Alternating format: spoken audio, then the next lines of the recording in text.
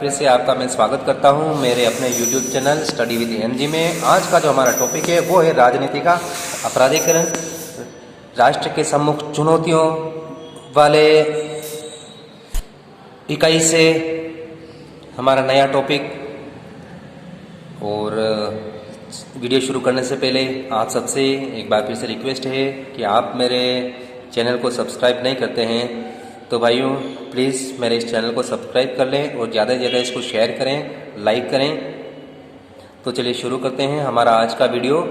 राजनीति विज्ञान कक्षा 12 से राष्ट्र के सम्मुख चुनौतियों में से जो एक नई चुनौती उभर के सामने आ रही है वो है राजनीति का अपराधीकरण। तो चलिए शुरू करते हैं हमारा आज का टॉपिक, राजनीति का अपराधीकरण।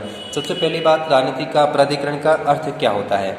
तो इसमें देखिए, राजनीतिक अपराधीकरण वह प्रवृत्ति है जिसके अंतर्गत क्या होता है, आपराधिक पृष्ठभूमि के लोग यानी कि क्रिमिनल बैकग्राउंड के लोग प्रत्यक्ष या अप्रत्यक्ष रूप से राजनीतिक प्रक्रिया को प्रभावित करते हैं, यानी कि पॉलिटिकल सिस्टम जो होता है राज्य का, स्टेट का, उसको प्रभावित करने की कोशिश करते हैं।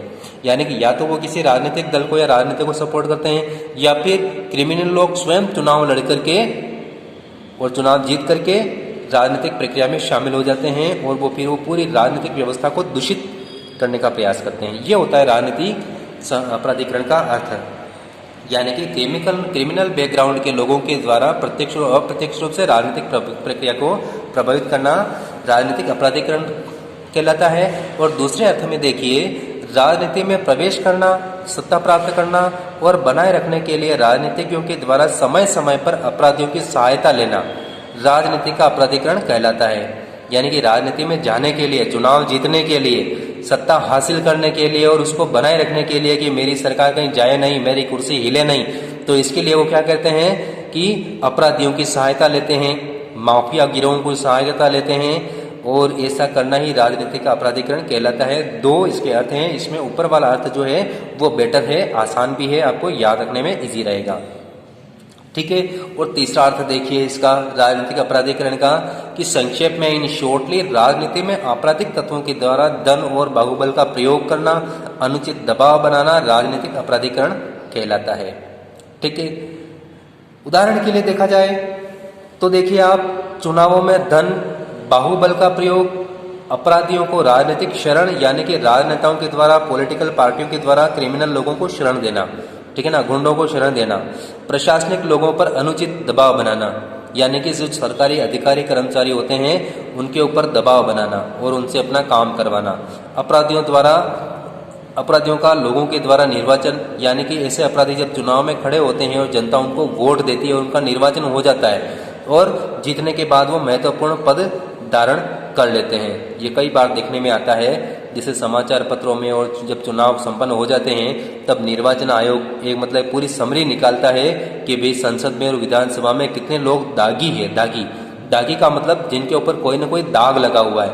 दाग का मतलब अपराध का दाग, उनके ऊपर कितने सारे मतलब केस चल रहे हैं, मुकदमे चल रहे हैं, ठीक है, कितने मामलों में उनको सजा हुई है, कितने लंबित चल रहे हैं, पेंडिंग चल रहे हैं, कितने मामले उनके ऊपर, वो सारी चीजें। तो ये कहलाता है दागी नेता, ठीक है। अब राजनीतिक अपराधीकरण का कारण क्या है, कारण देख लेते हैं। सबसे पहला कारण, राष्ट्रीय चरित्र का पतन।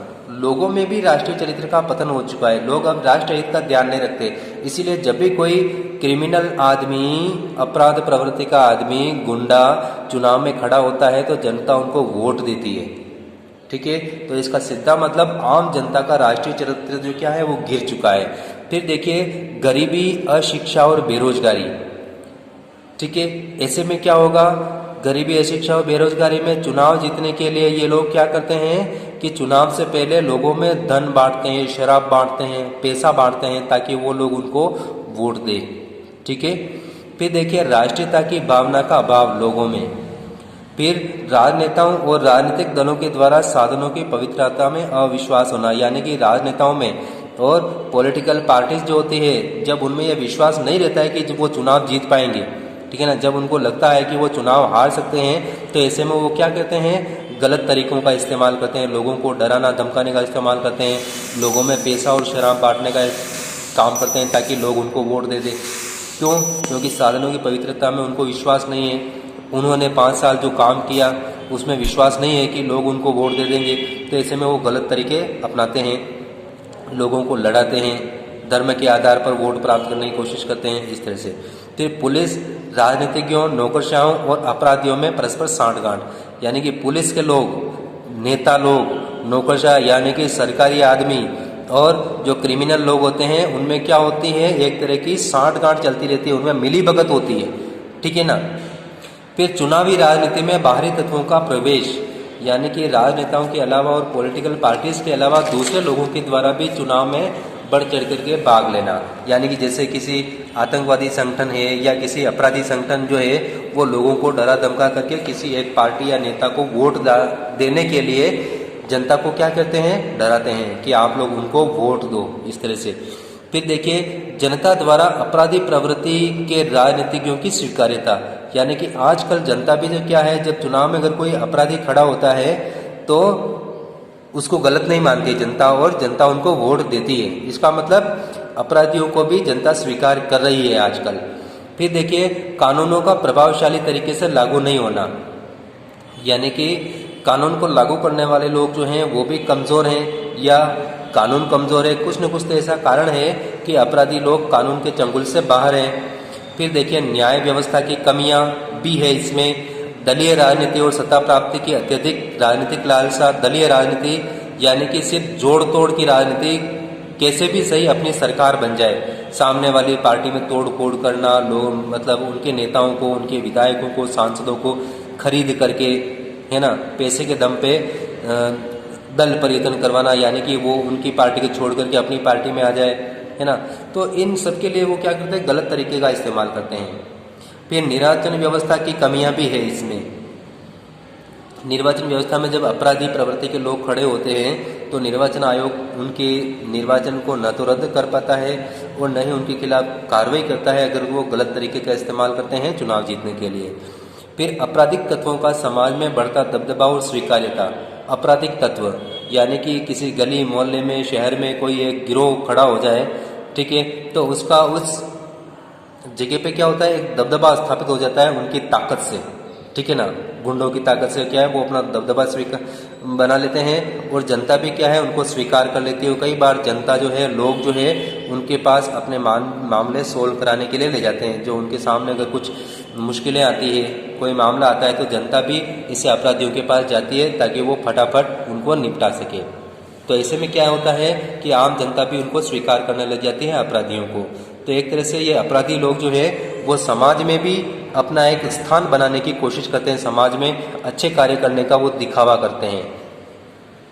फिर देखिए धन, बल और राजनीति का मिश्रण, सांठगांठ, मिक्सचर, यानी कि इसमें पैसा भी होता है, ताकत भी होती है और पावर पॉलिटिक्स भी होती है, ये मिल करके काम करते हैं। फिर निष्पक्ष, ईमानदार और राष्ट्र हितों के प्रति कटिबद्धता का अभाव, यानी कि लोगों में, सरकारी कर्मचारियों में, नेताओं में, ठीक है, ना तो निष्पक्षता होती है, न ईमानदारी होती है और न वो राष्ट्र हितों के प्रति समर्पित होते हैं, ठीक है ना। राष्ट्रीय हितों के विपरीत जाकर के वो सिर्फ अपने फायदे के लिए काम करना पसंद करते हैं। यहाँ तक क्लियर। अब देखते हैं राजनीतिक अपराधीकरण की विशेषता। एक तो इसमें निम्न स्तर की हिंसा पाई जाती है, गली मोहल्ले वाली हिंसा, ठीक है ना। फिर हत्याएं, जाली मतदान और मतदान केंद्रों पर कब्जा। हत्याएं करना सामने वाली पार्टी के लोगों की, ठीक है, अगर लग जाएगी भी ये सामने वाला ये कि अमुक व्यक्ति जो है वो किसी एक पार्टी या नेता का सपोर्ट करता है, इसको हटा दो, ठीक है ना। तो इस तरह की हत्याएं होती है। जाली मतदान यानी कि फर्जी वोटिंग, ठीक है ना, जिससे मेरा वोट कोई दूसरा डाल के चला जाए, ठीक है। और मतदान केंद्रों पे कब्जा करना। मतदान केंद्रों पे कब्जा करके क्या है कि थोक में बहुत मतलब वोट डालना किसी एक नेता के लिए। फिर देखिए अपराधियों और असामाजिक तत्वों का उम्मीदवार बनना। जो क्रिमिनल लोग हैं, असामाजिक तत्व हैं, वो उम्मीदवार बनकर चुनाव में खड़े हो जाते हैं। सरकारी तंत्र का दुरुपयोग किया जाता है। सरकारी तंत्र का दुरुपयोग ज़्यादातर क्या करती है, सरकार करती है। सरकार क्योंकि वो पावर में होती है, ठीक है, उनकी सरकार होती है, इसलिए वो क्या करते हैं, सरकारी मशीनरी का दुरुपयोग करते हैं, कर्मचारियों का, सरकारी साधनों का वो लोग दुरुपयोग करते हैं, चुनाव जीतने के लिए इस्तेमाल करते हैं और सामने वाले को डराने धमकाने के लिए इस्तेमाल करते हैं। फिर निम्न स्तरीय व्यक्तिगत आक्षेप, यानी कि चुनाव जीतने के लिए वो लोग क्या करते हैं, सामने वाले जो नेता होते हैं, पार्टी होते हैं, उनके ऊपर क्या होते हैं, करते हैं व्यक्तिगत लांछन लगाते हैं, ठीक है ना। और ज़्यादातर क्या होते हैं, झूठे होते हैं, ताकि जनता में उनकी छवि को नुकसान पहुंचाया जा सके। फिर देखिए मतदाताओं को आर्थिक प्रलोभन देना, यानी कि उनको पैसे बांटना बाहुबल के द्वारा, यानी कि उनको डरा धमका करके कि भाई मुझे वोट नहीं डाला तो देख लेना, इस तरह की जो प्रवृत्ति होती है वो। फिर मतदाता सूची से नाम हटाना, देख ले कि भाई कोई एक खास कम्युनिटी है या किसी गली मोहल्ले में या वार्ड में रहने वाले लोग सिर्फ किसी एक ही आदमी को वोट देंगे, एक ही पार्टी को वोट देंगे, तो कई बार क्या करते हैं, जो सत्ताधारी पार्टी होती है, ज़्यादातर लोग क्या होता है, सत्ताधारी पार्टी के द्वारा ऐसी कम्युनिटी के लोग जो किसी एक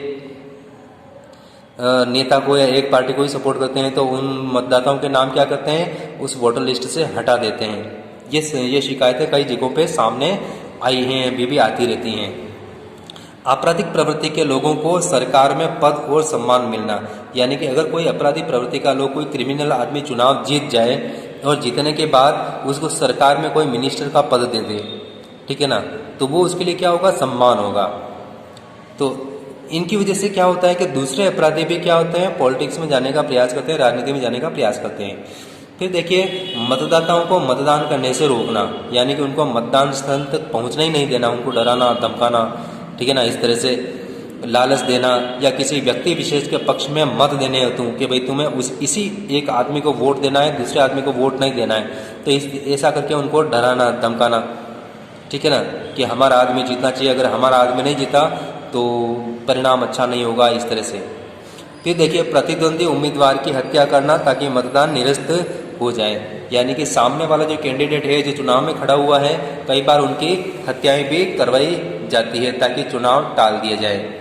और ऐसा होता है जब किसी पॉलिटिकल पार्टीज का अगर कोई नेता होता है पंजीकृत, जो राज्य स्तर पर पंजीकृत पार्टी है या राष्ट्रीय स्तर पर जो पंजीकृत पार्टी होती है चुनाव आयोग में, उस पार्टी का अगर कोई उम्मीदवार मरता है तो जिस क्षेत्र में वो खड़ा होता है, फार्म भरता है, उस क्षेत्र में कुछ समय के लिए चुनाव टाल दिए जाते हैं। तो इस कोशिश के लिए भी प्रतिद्वंदी उम्मीदवार की हत्या करवाई जाती है। अब देखिए राजनीतिक अपराधीकरण का दुष्प्रभाव क्या होता है, यानी कि जब बड़े पैमाने पर जब राजनीतिक अपराधीकरण हो, राजनीतिक अपराधीकरण हो जाए तो उसका साइड इफेक्ट क्या होगा। तो एक तो राष्ट्रीय सुरक्षा को खतरा उत्पन्न होता है, क्योंकि ऐसे लोग कई बार देश की सुरक्षा पर ध्यान नहीं देकर कई बार विदेशी एजेंसियों के लिए भी काम करते हैं, ठीक है, या फिर अपनी ही फायदे के लिए काम करते रहेंगे, देश का कल्याण नहीं सोचेंगे। फिर देखिए कानून व्यवस्था को खतरा, क्योंकि वो कानून व्यवस्था का बेजा फायदा उठाते हैं, ठीक है ना।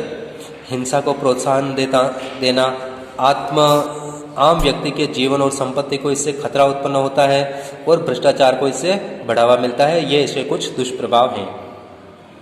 अब देखिए राजनीति के बढ़ता हुआ जो अपराधीकरण है, राजनीति में जो क्रिमिनल लोगों की जो संख्या बढ़ती जा रही है, आपराधिक तत्वों की संख्या बढ़ती जा रही है, उसके ऊपर विचार करने के लिए एक कमेटी गठित की गई थी, एक समिति बनाई गई थी 1993 में। उस समिति ने अपनी रिपोर्ट दी सरकार को और उस समिति का नाम है M.N. वोहरा समिति। तो M.N. वोहरा समिति ने 1993 में एक रिपोर्ट सरकार का सौंपी और उसमें जो है क्या था कि समिति ने इस विषय की प्रकृति यानी कि राजनीति के अपराधीकरण की प्रवृत्ति को स्पष्ट करते हुए जो रिपोर्ट सरकार को दी, उसके अनुसार उसमें क्या कहा गया है कि देश में माफिया नेटवर्क के द्वारा समानांतर सरकार चलाना, यानी कि देश के किसी एक हिस्से में, कॉलोनी में, शहर में जो माफिया नेटवर्क होता है वो सरकार के बराबर अपनी सरकार चलाता हुआ पाया जाता है, यानी कि उसका इतना दबदबा होता है कि लोग उससे डरते हैं और पुलिस में जाने की बजाय वो अगर उनको कोई शिकायत होती है तो वो सीधे उस माफिया से कांटेक्ट करते हैं। तो अपने एक समानांतर सरकार, अपना समानांतर साम्राज्य वो चलाते हैं। दूसरी बात देखिए कि सरकारी मशीनरी का शिथिल, उपेक्षित और हाशिए पर खिसकना, जब ऐसी घटनाएं बढ़ जाती है, मतलब अपराधियों का बोलबाला हो जाता है किसी एक क्षेत्र विशेष में, राजनीति में, ठीक है ना, तो वहाँ पर सरकारी मशीनरी का मखौल बनकर रह जाता है और सरकारी मशीनरी फिर क्या है, अप्रत्यक्ष रूप से उन अपराधियों के लिए काम करने लग जाती है, ठीक है। फिर तीसरा देखिए आम जन की उदासीनता, अगंभीरता तथा भाव शून्यता से समस्या का अधिक बढ़ना। यानी कि जब इस तरह की घटनाएं होती है, राजनीति में अपराधी लोग जाते हैं, सरकार भी उनको मतलब आम जनता भी उनको सपोर्ट करने लग जाती है, उनको वोट देती है, उनको जिताती है, तो एक तरह से क्या है कि जनता उसको गंभीरता से नहीं ले रही है इस घटनाओं को, ठीक है ना। जबकि होना क्या चाहिए कि इस तरह के लोग अगर इलेक्शन में खड़े होते हैं, चुनाव में खड़े होते हैं, तो क्या करें, उनको अस्वीकार कर दें, उनको वोट ही नहीं दे। लेकिन क्या होता है कि जनता भी जो है उनको स्वीकार कर रही है, ठीक है। फिर स्थानीय नेताओं, पुलिस, नौकरशाही के साथ साठगांठ और इनको संरक्षण प्राप्त होना। यानी कि अपराधियों और नेताओं के बीच में, पुलिस के बीच में और सरकारी अधिकारियों के बीच में क्या होते हैं, एक तरह की अंदरूनी साठगांठ चलती रहती है और अपराधियों को क्या होता है, इन सबका संरक्षण प्राप्त होता है, क्योंकि ये अपराधी लोग क्या करते हैं, इनको फायदा पहुंचाते हैं, ठीक है, वो इनके सपोर्ट में काम करते हैं। और कई बार क्या होता है कि अपराधी लोग जब खुद ही नेता बन जाते हैं तो वो पुलिस और नौकरशाही का अपने फायदे के लिए इस्तेमाल करते हैं।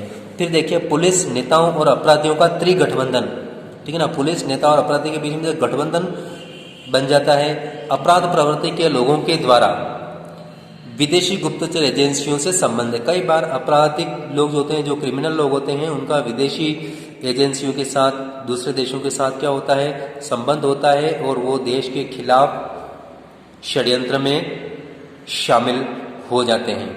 फिर देखिए, माफिया गिरोह के प्रभावशाली गठबंधन के कारण जांच और न्याय देने वाले अभिकरणों का कार्य कठिन होना।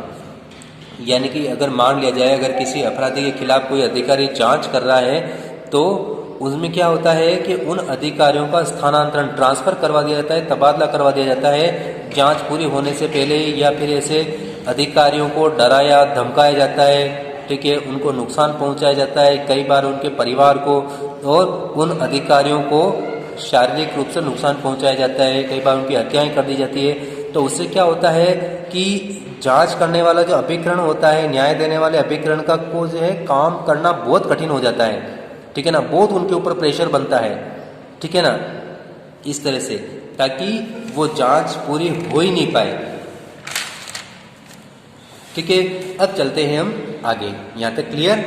अब देखिए, जो राजनीतिक अपराधीकरण है उसको कैसे रोका जा सकता है, उसको समाप्त करने के उपाय क्या हैं। सबसे पहली बात तो देखिए कि राजनीतिक दलों से आदर्श आचार संहिता का कठोरता से पालन करवाना। यानी कि चुनाव आयोग ने, निर्वाचन आयोग ने जो आचार संहिता बना रखी है, यानी कुछ नियम बना रखे हैं, तो उन नियमों का पालन सभी पार्टियां करें और साथ ही कठोरता से करें, ठीक है ना। और अगर कोई भी पार्टी या नेता उन नियमों को तोड़ता है तो उनके खिलाफ कठोर कार्रवाई की जानी चाहिए। दूसरा, मतदान केंद्रों पर कब्जा करने, मतदाताओं को लालच देने, ठीक है ना, मतलब धन देकर के, शराब बांट करके उनका वोट प्राप्त करना, मतदाताओं को डराना, धमकाना, उनको प्रभावित करना, जब ऐसी कार्यवाहियां होती है तो उसके खिलाफ कठोर से कठोर विधायी यानी कि कानूनी कार्यवाही की जानी चाहिए। तीसरी बात, राजनीतिक दलों में अंदरूनी लोकतंत्र हो, जवाबदेही का विकास हो।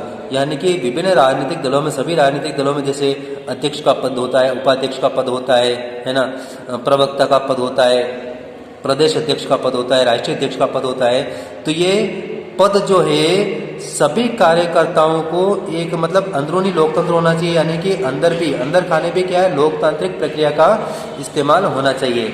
यानी कि कोई भी कार्यकर्ता अध्यक्ष पद के लिए चुनाव लड़ सके और कार्यकर्ताओं के वोट प्राप्त करके वो उस पार्टी का अध्यक्ष बन सके, उपाध्यक्ष बन सके, इस तरह का लोकतंत्र होना चाहिए, अंदरूनी लोकतंत्र होना चाहिए, ठीक है। नेक्स्ट देखिए, संवैधानिक रूप से राजनीतिक दलों की कार्यप्रणाली व उनके कार्य व्यवहार को नियंत्रित करने के कानूनी प्रावधान करना। यानी कि संविधान में राजनीतिक दलों के बारे में पूरा डिटेल दी जाए, ठीक है, उनके लिए कार्य व्यवहार के नियम भी बनाए जाएं, ताकि उनका जो कार्य करने का जो तरीका है, कार्य प्रणाली जो है वो कानूनी दायरे में आ जाए, यानी कि वो कानूनी रूप से जवाबदेह हो जाए, जो कि अभी वो जवाबदेह नहीं है। यानी कि सूचना के अधिकार से अभी वो बाहर है, आप उनके बारे में सूचना प्राप्त नहीं कर सकते। तो ऐसी व्यवस्था की जानी चाहिए कि वो मजबूर हो जाए सवालों का जवाब देने के लिए। फिर देखिए, राजनीति में सक्रिय आपराधिक पृष्ठभूमि वाले व्यक्तियों के विरुद्ध मुकदमों का त्वरित निपटान। यानी कि जो लोग ऐसे अपराधी जो राजनीति में हैं या राजनीति में शामिल होने की इच्छा रखते हैं तो उनके खिलाफ जो भी मुकदमे हैं उन मुकदमों को जल्दी से जल्दी निपटाया जाना चाहिए, और अगर वो अपराधी हैं, अपराध साबित होता है तो उनको सजा दी जानी चाहिए। फिर अपराधियों के चुनाव लड़ने पर प्रतिबंध लगाया जाए। अगर किसी के खिलाफ मुकदमा चल रहा है, भले वो अपराधी घोषित नहीं हुआ है, मुकदमा चल रहा है, तो भी उसको चुनाव लड़ने से रोका जाना चाहिए। फिर देखिए, निर्वाचन आयोग को अधिक निष्पक्ष और पारदर्शी बनाया जाए, यानी कि उसको और ज़्यादा पावरफुल बनाया जाए, उसको और शक्तियाँ दी जाए, ताकि अगर कोई ऐसा व्यक्ति फॉर्म भरता है चुनाव लड़ने के लिए तो वो उनके उस फॉर्म को रिजेक्ट कर सके अपराधियों के। फिर अगर कोई अपराधी चुनाव लड़ करके जीत जाता है तो जीतने के बाद उसके जो सांसदी है, विधायकी है, उसको ख़त्म कर सके, ऐसी पावर उनको होनी चाहिए। फिर देखिए नेक्स्ट, आपराधिक मुकदमों का, यानी कि जो क्रिमिनल केस का सामना करने वाले व्यक्तियों पर चुनाव लड़ने की पाबंदी लगाई जाए, यानी जिनके ऊपर कोर्ट में क्रिमिनल केस चल रहे हैं ऐसे लोग चुनाव नहीं लड़ पाए, इस बात का नियम बनाया जाना चाहिए। फिर आपराधिक पृष्ठभूमि वाले लोगों को चुनाव में टिकट देने, यानी कि अगर कोई राजनीतिक पार्टी किसी क्रिमिनल व्यक्ति को टिकट देती है तो ऐसी पार्टियों के खिलाफ भी कार्रवाई होनी चाहिए, कड़ी कार्रवाई, दंडिक कार्रवाई, यानी कि दंडनीय कार्रवाई होनी चाहिए। फिर देखिए, आपराधिक पृष्ठभूमि वाले व्यक्तियों को चुनाव जीतने से रोकने के लिए नोटा की व्यवस्था होनी चाहिए, जो कि अभी है, यानी कि जो इलेक्ट्रॉनिक वोटिंग मशीन आती है या कहीं कहीं अभी भी बैलेट पेपर से चुनाव होता है तो उसमें नोटा का विकल्प भी होना चाहिए, ताकि अगर जनता को कोई व्यक्ति पसंद ना हो तो भी वो वोट कर सके नॉट टू अबव, ठीक है ना, यानी मुझे कोई भी उम्मीदवार पसंद नहीं है तो इस बटन पर भी वो दबा सके, अपनी इच्छा जाहिर कर सके, तो ये उसमें होना चाहिए। तो ये इसमें अभी है ये व्यवस्था। भविष्य के लिए ऑनलाइन निर्वाचन की व्यवस्था हो, ठीक है। फिर शासक दल के द्वारा चुनावों के दौरान प्रशासनिक तंत्र के दुरुपयोग को प्रतिबंधित किया जाए, यानी कि जिस पार्टी की सरकार हो तो अपने सरकार होने का गलत फायदा न उठाए। आपराधिक पृष्ठभूमि वाले व्यक्तियों को चुनाव जीतने से रोकना, उसके लिए नोटों की व्यवस्था होनी चाहिए, ताकि अगर आम जनता को अगर कोई भी उम्मीदवार पसंद नहीं हो तो वो नोटा पर भी अपनी इच्छा जाहिर कर सके। फिर देखिए, भविष्य में ऑनलाइन निर्वाचन की व्यवस्था हो, यानी कि सारा निर्वाचन का सारा कार्य ऑनलाइन हो, तो ऐसी व्यवस्था की जानी चाहिए। फिर शासक दल के द्वारा चुनावों के दौरान प्रशासनिक तंत्र का दुरुपयोग न किया जाए, ऐसी व्यवस्था हो, यानी कि ऐसा नहीं है कि कोई पार्टी देख ले कि मेरी सरकार है तो मैं पूरे प्रशासन का चुनाव जीतने के लिए इस्तेमाल करूं, तो ऐसा नहीं होना चाहिए, इसको प्रतिबंधित किया जाए इस प्रवृत्ति को। फिर उम्मीदवारों के आपराधिक रिकॉर्ड और संपत्ति की सूचना देना अनिवार्य किया जाना चाहिए, यानी कि अगर किसी उम्मीदवार के खिलाफ किसी भी तरह का केस चल रहा है तो वो उसकी सूचना भी दे, और उसकी प्रॉपर्टी के संबंध में भी सारी सूचना जब वो चुनाव में खड़े होने के लिए जो फार्म भरता है तो उस फार्म में वो दे, इसकी बात की उसको अनिवार्यता होनी चाहिए। फिर देखिए आगे, ईवीएम की अनिवार्यता हो, इलेक्ट्रॉनिक वोटिंग मशीन की अनिवार्यता होनी चाहिए, जो कि अभी आजकल वर्तमान में है, और ज़्यादातर चुनाव निर्वाचन जो है वो ईवीएम के माध्यम से ही करवाए जाते हैं। फिर देखिए, जनता में राजनीतिक जागरूकता होनी चाहिए, चुनावों में धन की बढ़ती भूमिका को नियंत्रित करना, और अंतिम पॉइंट जो है उसमें देखिए, मतदान के दिन मतदाताओं के लिए व्यक्तिगत वाहन चलाने, शस्त्रों का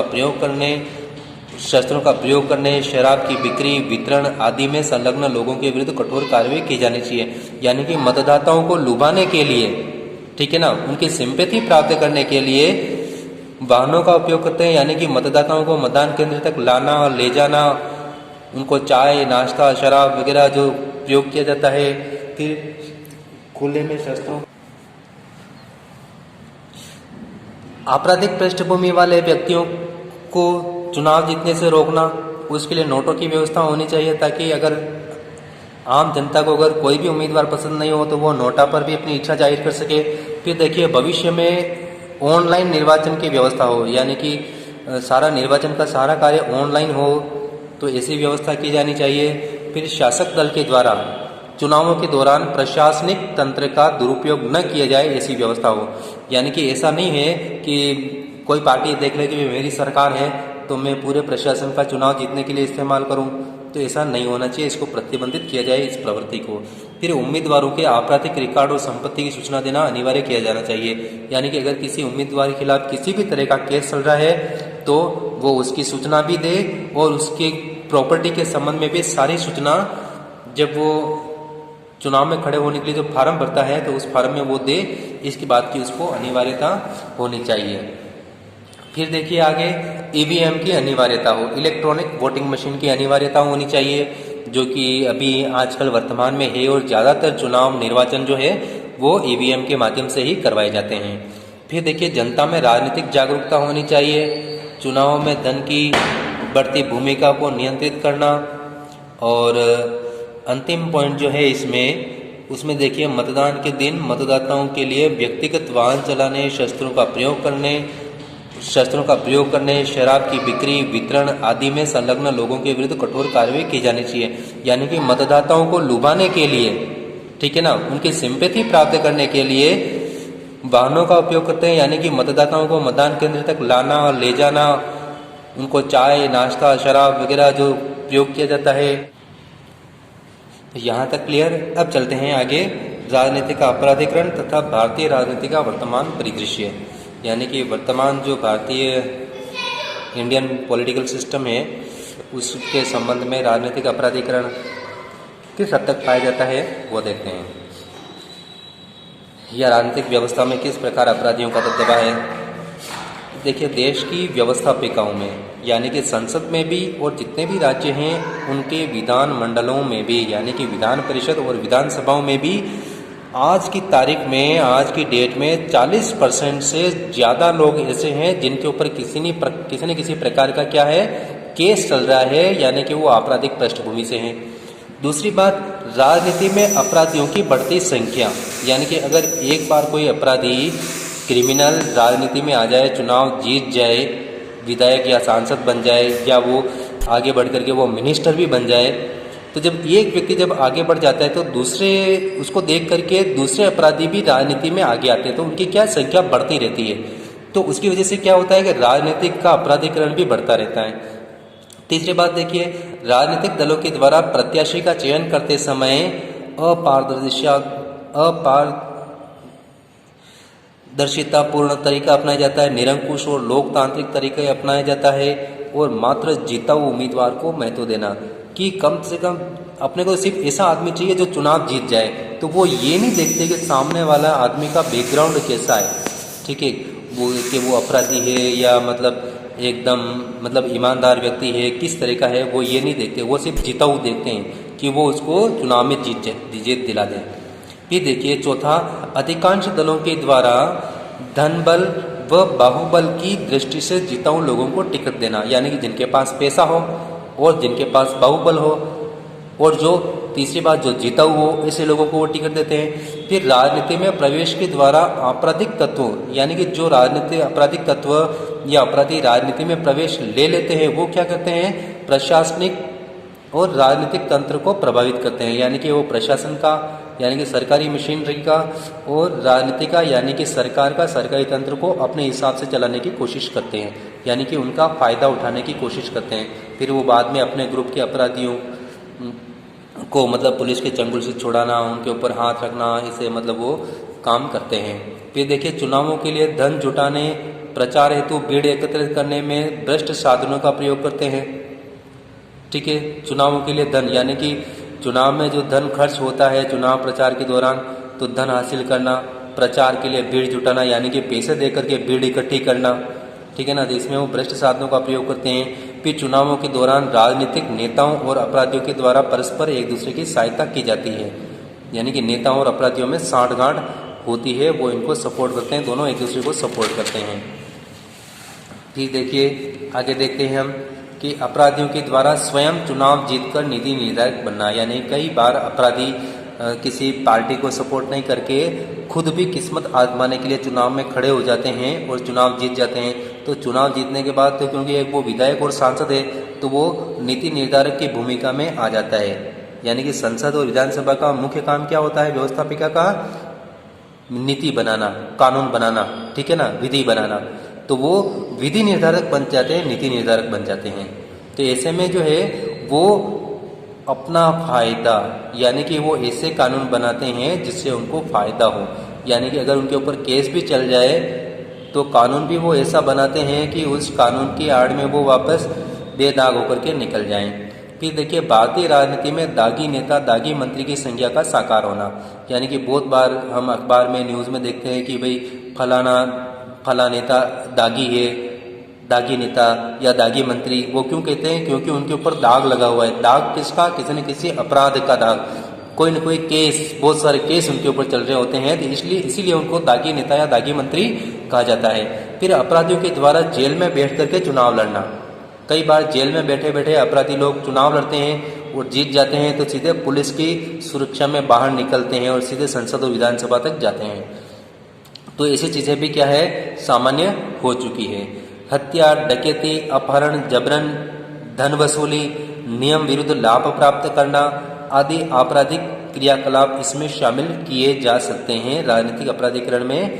यानी कि भारत की जो राजनीतिक व्यवस्था है, वर्तमान राजनीतिक व्यवस्था, उसमें ये सारी चीज़ें देखने को आती है। हत्याएं, डकैती, अपहरण, जबरन वसूली, नियम विरुद्ध लाभ प्राप्त करना, यानी कि सरकारी मशीनरी का गलत इस्तेमाल करना सिर्फ लाभ प्राप्त करने के लिए, अपने फ़ायदे के लिए, जैसे टेंडर पास करवाना है, इस तरह से बहुत सारी चीज़ें इसमें शामिल की जा सकती हैं। तो ये आपराधिक क्रियाकलाप इसके अंतर्गत आते हैं। तो इस तरह से हमारा जो आज का ये टॉपिक है राजनीतिक अपराधीकरण, वो समाप्त होता है। और इसके कुछ प्रश्न भी हैं, जैसे इसमें देखिए, राजनीतिक अपराधीकरण का क्या अर्थ है, फिर राजनीतिक अपराधीकरण के 4 कारण बताएं, 4 दुष्प्रभाव बताएं और समाधान के उपाय बताएं। तो ये इसके कुछ प्रश्न हैं एक दूसरे से जुड़े हुए। फिर देखिए, भारतीय राजनीति में राजनीति के अपराधीकरण को स्पष्ट करें। तो ये जो हमने अंतिम वाला टॉपिक पढ़ा है, भारतीय राजनीति में अपराधीकरण का किस तरह से अभी वर्तमान की स्थिति है, परिदृश्य है, वो हमने देखा था। फिर राजनीति के अपराधीकरण की विशेषताएं क्या होती है, राजनीति के अपराधीकरण की जांच हेतु किस समिति का गठन किया गया, एम.एन. वोहरा समिति, ठीक है। और उसमें जो दिए थे उन्होंने जो प्रतिवेदन दिया था और जो निष्कर्ष निकाले थे, उसमें से 4-5 पॉइंट्स, जो भी पॉइंट्स आप याद करके लिख सकते हैं। फिर एम.एन. वोहरा समिति ने राजनीति के अपराधीकरण की प्रकृति की क्या विशेषताएं बताई है, ठीक है। ये सारी चीज़ें इसमें आती है। तो इस तरह से आज का टॉपिक राजनीति का अपराधीकरण समाप्त होता है। जल्दी ही हम एक नए टॉपिक के साथ फिर से आपसे रूबरू होंगे। तब तक आपसे इजाज़त चाहते हैं। और जाने से पहले एक बार फिर से आपकी रिक्वेस्ट, आप मेरे इस चैनल स्टडी विद एमडी को सब्सक्राइब जरूर करें और ज़्यादा से ज़्यादा लाइक और शेयर करें। धन्यवाद।